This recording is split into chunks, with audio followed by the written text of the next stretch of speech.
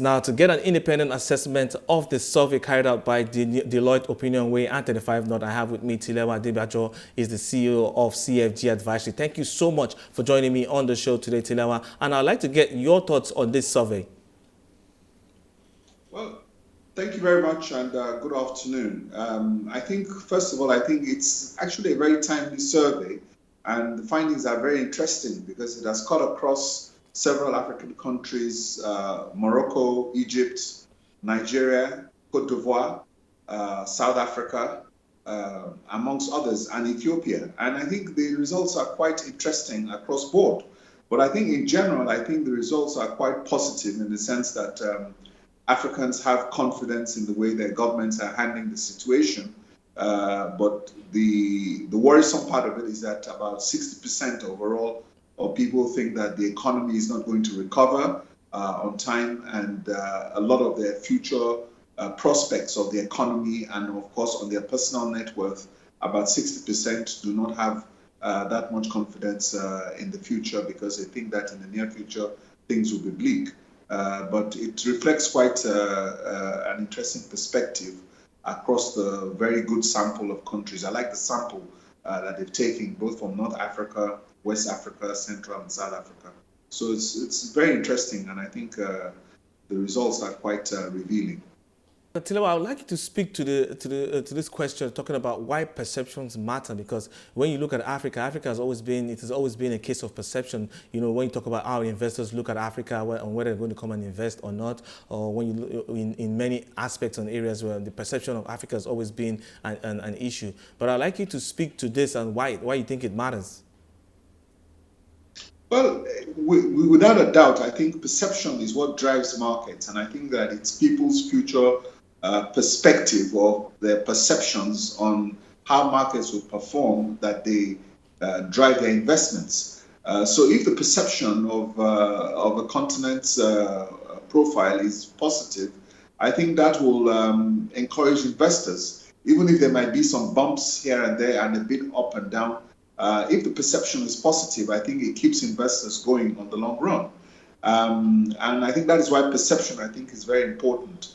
But something that is quite important with these results is the fact that when they did the comparison to other European countries, I think we came out very well. I think the Africans have a better, a more positive outlook in terms of how this outbreak how this pandemic will affect them as compared to the Europeans, even in the survey. And I think this has to do with the resilience of Africans and how we've been able to overcome several issues and several situations over the years and over the period. So I think it's overall, I think without a doubt, the perceptions I think are quite important. But let's look at the ability of governments to limit the impact of this pandemic on its citizens, especially when you look at lives, protecting lives and livelihoods. I'd like you to speak on when you just did right now. You did a little comparison there, but now let's look at stimulus packages available from governments. And from your assessment, do you think that it has been? How would you rate it in the first place? And do you think it has been sufficient? Well, first of all, let's take a look at the numbers. Most of the Western countries which we benchmark have committed close to 10% of their GDP to the stimulus package. That's a rule of thumb that has been used in most Western economies.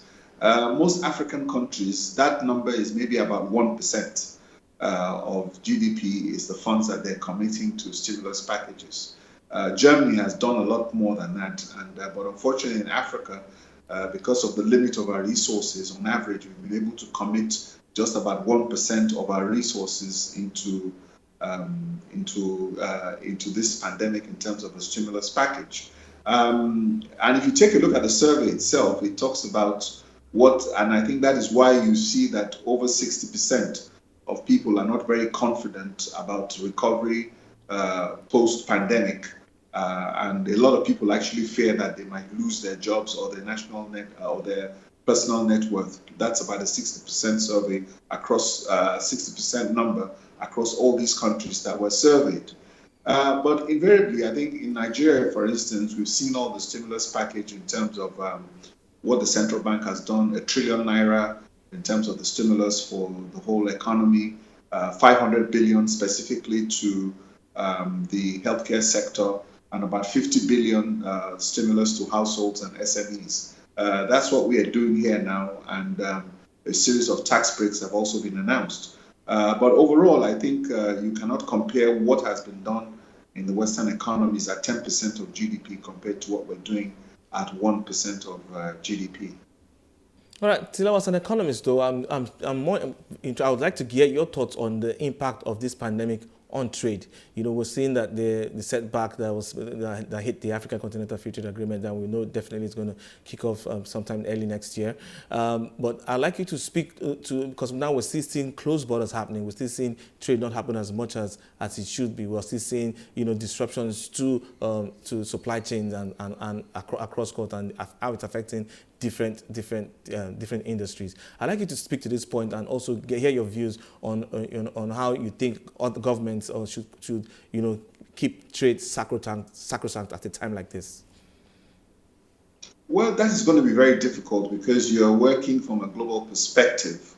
What is positive is the fact that China has already gone through its own lockdown period, and I think manufacturing, of course, in China is beginning to come back to optimal levels. And I think that is quite positive. But don't forget, with economics, what you find is that you have leading indicators and you have lagging indicators.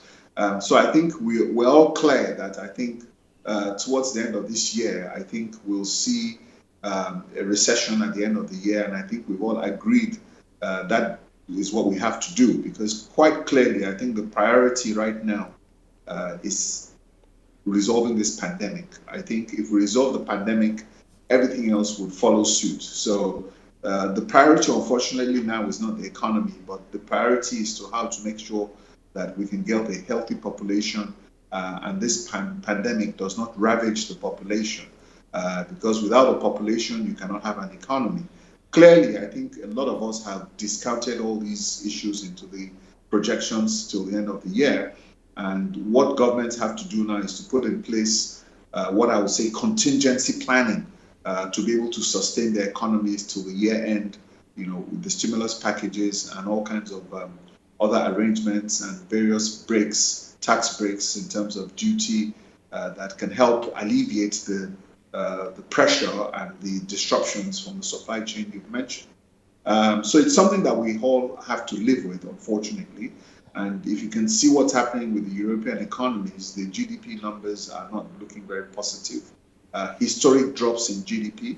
And what we're hoping is that with this historic drops in GDP, we'll also see some historic rebounds to be able to get back to normal levels. But I think right now, everybody is on survival mode till year end, and we're trying to see how we can get back into normal mode by first quarter next year.